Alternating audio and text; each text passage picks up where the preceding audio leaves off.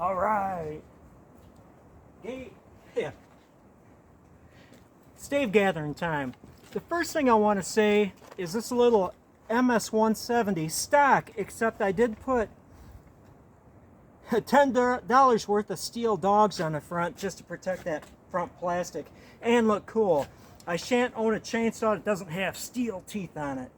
But if you look around, you'll see a lot of reviews on the steel MS-170, and it's all good. This is their little baby saw. But I have to say, the thing runs like a champ, and you don't need to mod the chain.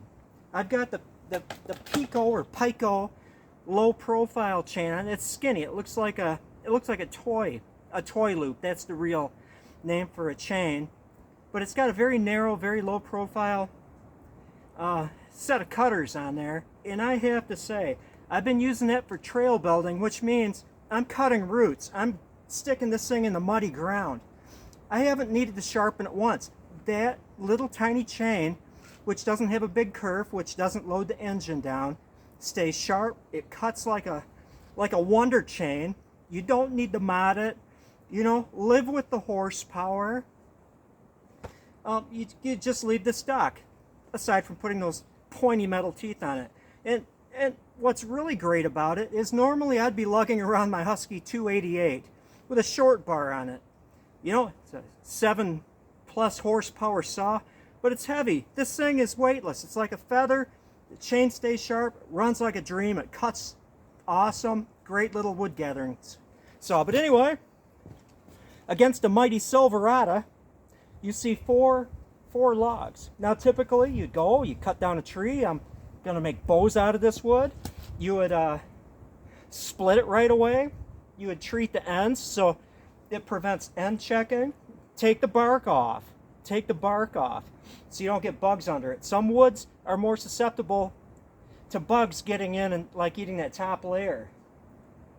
Sapwood, but they're pretty much this time of year not active, so I can lollygag and take the bark off whenever. But if you're sharp of eye, you will notice lines running down. I carefully analyze them to get the most possible number of bows out of it, and I cut it 70 inches, 56, 56, 56. These are going to be horse bows, or you know, native style, First Nation style flat bows, and so I don't need to cut them to 70. But as I'm aiming for about 50, 52, maybe 54 inches, I cut them a little long in case the end checks. And I will seal them after a little while. They're going to be slow to dry, but the reason why I'm not going to split these things, I'm going to let them dry slow, as they are, with the bark off, of course. But I did take my saw, and this chain rips really well. You know, there's a difference between cross-cutting chains and ripping chains. That dumb little Pico, low profile, rips so nicely and so easily. And again, I haven't sharpened it. I bought this thing a while ago. Trail building, sticking the nose in the dirt, mud, whatever. Hadn't need to sharpen it. It ripped right through those down to the center. I analyzed them, and I figured out how am I going to orient that cut down to the center in a way to maximize my bows out of each piece. And just ripped right down to the center of them. Now I'm going to leave it there, probably for a couple years. You know, I've got wood, I've got maple, I've got maybe some choke cherry, I've got osage and black locust and stuff. I don't need to touch this stuff for a while.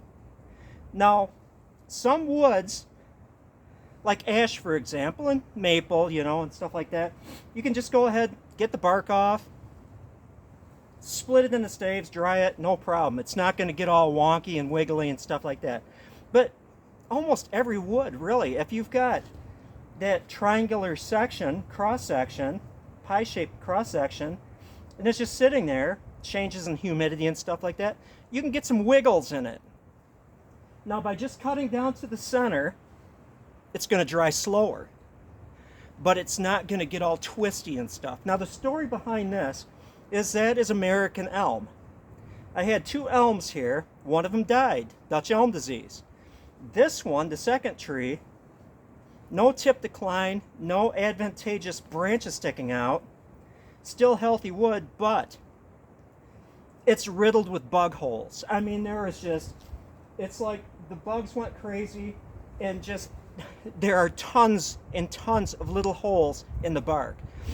This tree, I don't know, next year, the year after, but this tree is doomed. And so I figured I'm going to reduce the amount of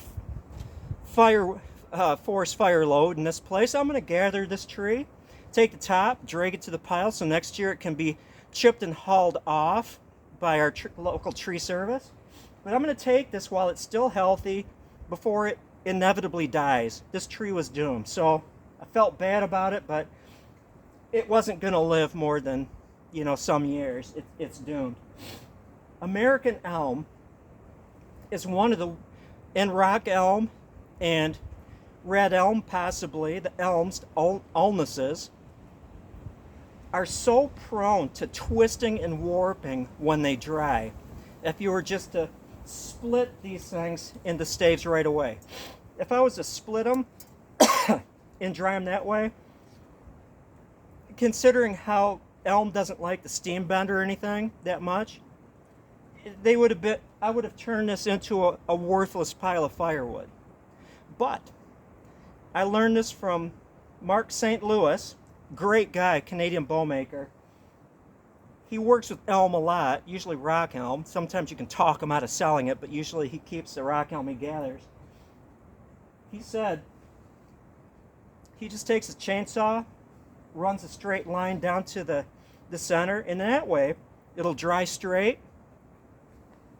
And it'll also relieve the stresses of drying, so you don't get like uncontrolled splits running down to the wood, down all over the place, ruining the amount of bows you can get out of it. I would suggest this if you're one that has some staves to work with for a while and you can wait a couple years. Do that with every single piece that you gather, for a period of whatever.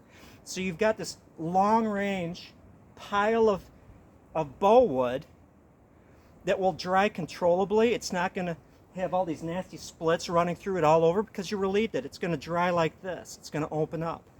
Stay straight. I guess I don't need to say anything more than that.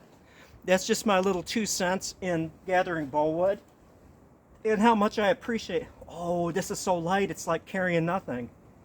What a wonderful little saw and a wonderful little tiny toy chain. Any questions, comments, whatever, feel free.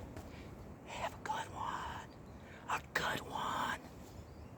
And definitely don't leave the bark on your wood. Take it off. You don't want to have bugs damaging that upper layer.